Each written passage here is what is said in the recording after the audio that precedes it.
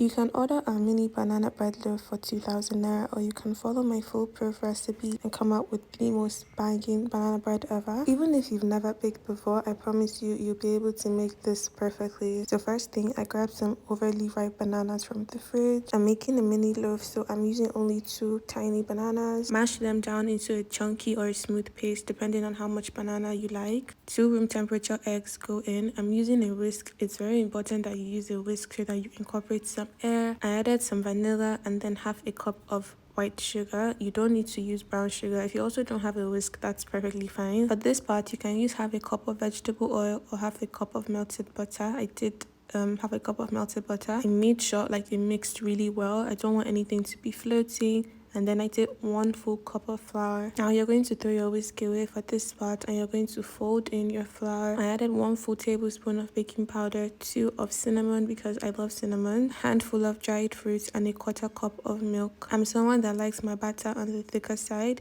but if you want it to be a bit more thin, you can do half a cup of milk. I mixed everybody very well and then I lined this new loaf pan. Oh my god, it's so good. It was 6,000 naira, but it's so worth it. My regular tin loaf pan used to burn every single time without the bread being done, so I went and got this, and when I tell you it's a life changer. I popped that in the oven at 160 Celsius, and make sure you're using hot water to wash your tools. It makes everything so much easier. Got started on my glaze, which is basically icing sugar and milk, and after an hour 15, my bread was looking just look. I was even begging this bread to get brown. Like, this pan is so beautiful. Nothing sticks, nothing burns. I am so pleased, and it's also very aesthetically pleasing, so it's a win-win everywhere. I poured my glaze and it was a bit runny. Next time I'll make it thicker, but then I cut into the bread and it was divine. I know people say, oh, it's cake. No shit, they call it bread for some reason. I don't know.